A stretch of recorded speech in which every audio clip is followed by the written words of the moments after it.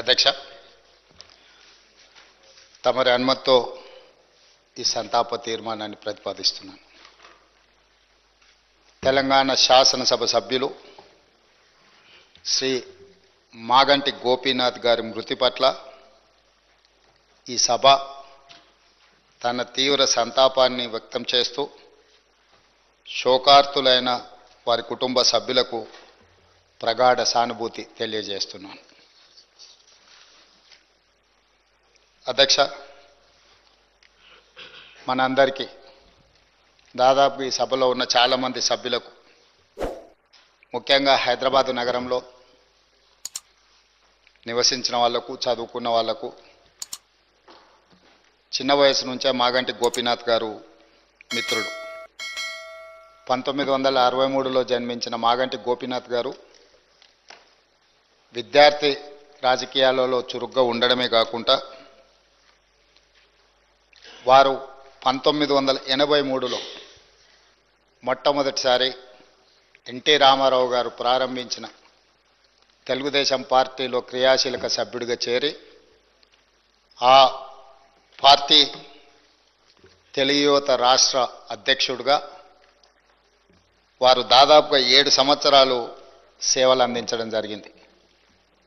1985 నుంచి 1992 వరకు తెలుగు యువత అధ్యక్షుడిగా, ఎన్టీ రామారావు గారి యొక్క పరమ భక్తుడిగా, వారికి నమ్మకమైన విశ్వాసపాత్రుడైన ఒక బంటుగా ఎన్టీ రామారావు గారితోని మాగంటి గోపీనాథ్ గారికి సత్సంబంధాలు ఉండే. అదేవిధంగా వారు అర్బన్ డెవలప్మెంట్ అథారిటీ డైరెక్టర్గా హైదరాబాద్, వినియోగదారుల ఫోరం సభ్యుడిగా వివిధ బాధ్యతలను వారు నెరవేరుస్తూ వచ్చిండ్రు. అదేవిధంగా వారు సినిమా రంగంలో నిర్మాతగా, విద్యార్థి రాజకీయ నాయకుడిగా, ప్రజాప్రతినిధిగా తెలుగుదేశం పార్టీలో ఎదిగి సినీ నిర్మాతగా కూడా వారు రాణించడం జరిగింది. అధ్యక్ష, పాత బస్తీ 1995లో సినిమా తీవడము, అదేవిధంగా రవణ 2000 సంవత్సరంలో నటశేఖర కృష్ణ గారిని హీరోగా పెట్టి వారు ఒక గొప్ప చిత్రాన్ని నిర్మించడం, భద్రాద్రి రాముడు 2004లో, నా స్టైలే వేరు 2009లో, ఇలాంటి తెలుగు సినిమాల నిర్మాతగా కూడా వారు రాణించడం జరిగింది. అదేవిధంగా వారికి నాకు అత్యంత సన్నిహిత సంబంధాలు, ఒక మంచి మిత్రుడు అధ్యక్ష మాగంటి గోపీనాథ్ గారు. 2014 సంవత్సరంలో నేను 2వసారి శాసనసభ్యుడిగా, మాగంటి గోపీనాథ్ గారు మొట్టమొదటి శాసనసభ్యుడిగా ఈ సభలో మొట్టమొదటి తెలంగాణ రాష్ట్ర శాసనసభలో కలిసి పనిచేయడం జరిగింది. ఎన్నికల సమయంలో కానీ, ఎన్నికైన తర్వాత కానీ, వారు తర్వాత రాజకీయ విధానాలలో మార్పు వచ్చిన వ్యక్తిగతమైన మిత్రత్వము, అదేవిధంగా వారి యొక్క వ్యవహార శైలిలో ఎలాంటి మార్పు లేదు. ఒక మిత్రుడిగా 2014, 2018, 2023 3 సార్లు శాసనసభ్యుడిగా ఎన్నికై హ్యాట్రిక్ సాధించిన శాసనసభ్యులలో చాలా తక్కువ మందిలో మాగంటి గోపీనాథ్ గారు ఒకరు.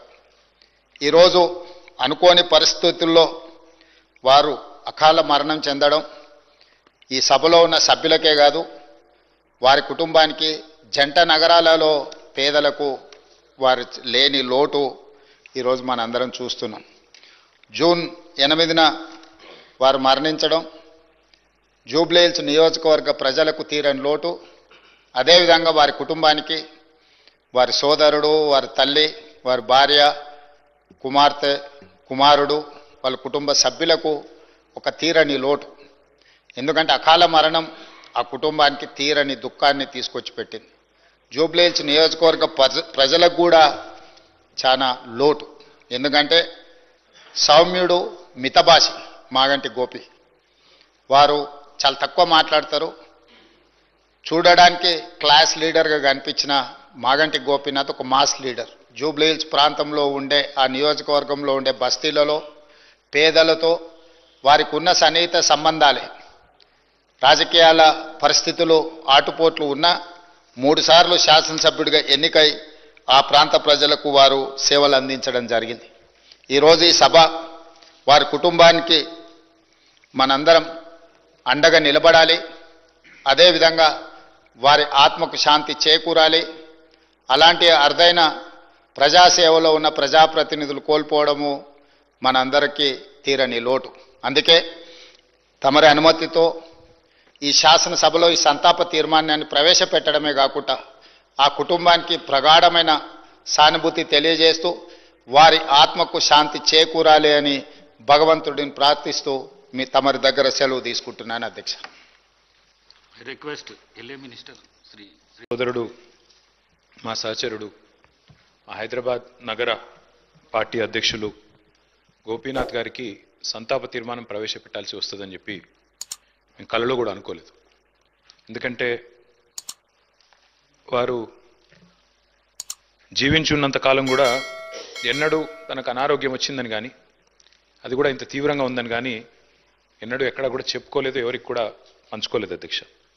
వారు ఆ రకంగా చాలా గుంభనంగా తన వ్యక్తిగతమైన సమస్యలు కానీ వ్యక్తిగతమైన ఆరోగ్యపరమైన విషయాలు కానీ చాలా రహస్యంగా, ఒక రకంగా చెప్పాలంటే చాలా ప్రైవేట్గా వారు మెయింటైన్ చేసినారు అధ్యక్ష. కానీ పబ్లిక్ పరంగా మాత్రం, అంటే ఇందాక ముఖ్యమంత్రి గారు అదేవిధంగా శాసనసభ వ్యవహారాల మంత్రి గారు చెప్పినట్టు హైదరాబాద్ మహానగరంలో జూబ్లీహిల్స్ అంటేనే ఒక సంపన్నులు నివసించే ప్రాంతంగా పేరుంది అధ్యక్ష.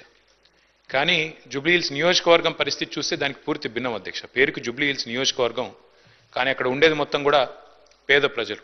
ఎందుకంటే పేరుకి జూబ్లీహిల్స్ నియోజకవర్గం అయినప్పటికీ అక్కడ ఉండేది బోరబండ, రేమత్ నగరు, షేక్పేట, ఎర్రగడ్డ, వెంగళరావు నగరు, ఈ రకంగా మొత్తంగా ఒక బస్తీలు, స్లమ్స్తో కూడిన ఏరియా అధ్యక్ష.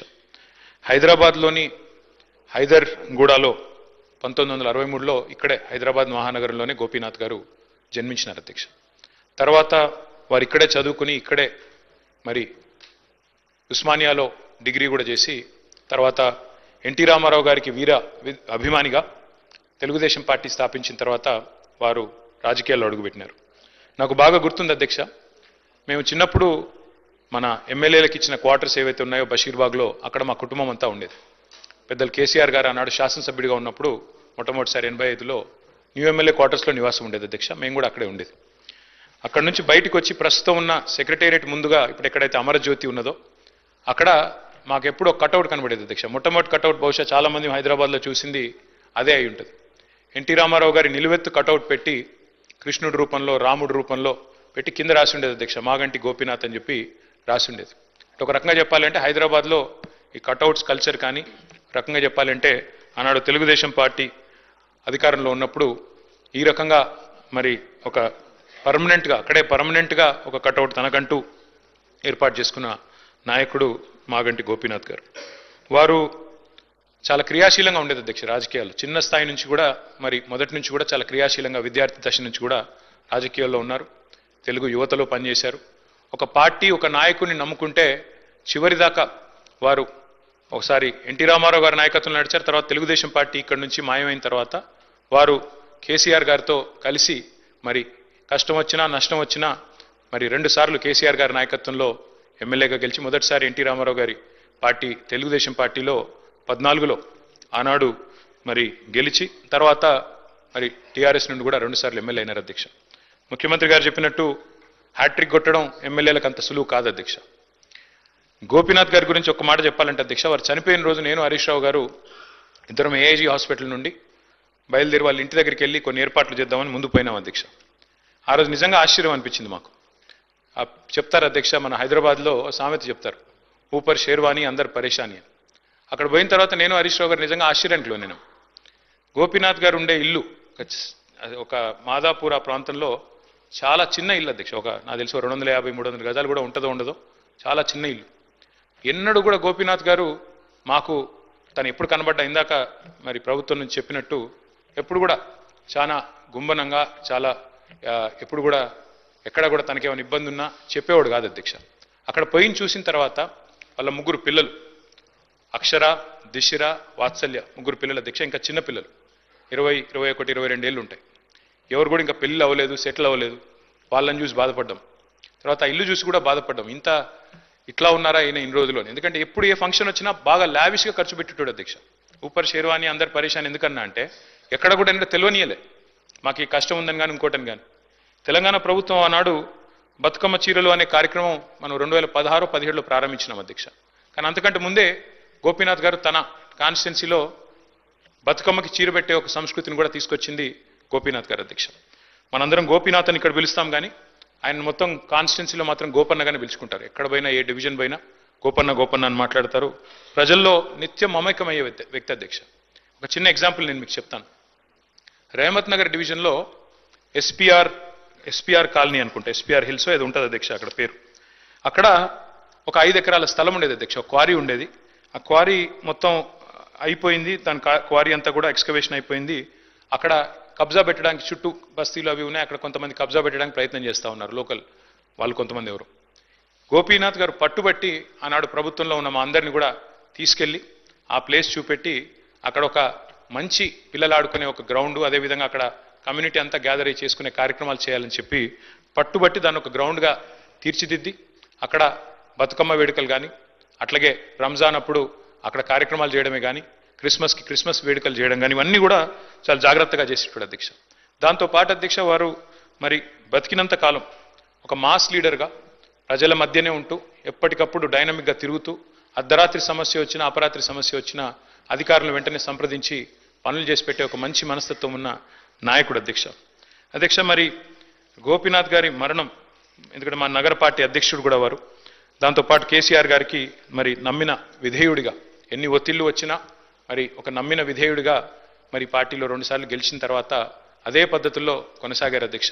వారి మరణం మా పార్టీకి, అట్లాగే వారి కుటుంబం, వారి శ్రీమతి సునీత గారికి, అట్లాగే వారి పిల్లలకి, వారి తల్లిగారికి, వారి కుటుంబ సభ్యులందరికీ, వారి బ్రదర్కి అందరికీ కూడా తీరని లోటు అధ్యక్ష. దాంతోపాటు జూబ్లీ హిల్స్ నియోజకవర్గంలో తనదైన చిరస్మరణీయమైన ముద్ర ఏదైతే గోపీనాథ్ గారు వేసుకున్నారో తప్పకుండా ఆ నియోజకవర్గానికి కూడా ఇది తీరని లోటు. ఈ దుఃఖ సమయంలో వారి కుటుంబం తరపున మా పార్టీ పూర్తి స్థాయిలో అండగా ఉంటుంది అధ్యక్ష. పార్టీ కుటుంబాన్ని గతంలో కూడా ఎట్లా అయితే వివిధ మా సహచరులు మరణించినప్పుడు ఆ కుటుంబాలకు అండగా నిలబడ్డామో, ఎట్లయితే గట్టిగా ఆ కుటుంబాన్ని కాపాడుకున్నామో, అట్లాగే మాగంటి గోపీనాథ్ గారి కుటుంబం కూడా మరి పూర్తి స్థాయిలో గోపన్న లేకపోయినా వారి కుటుంబాన్ని సంపూర్ణంగా ఆదుకునే బాధ్యత, పూర్తి స్థాయిలో వారిని చూసుకునే బాధ్యత మా పార్టీ తీసుకుంటుంది.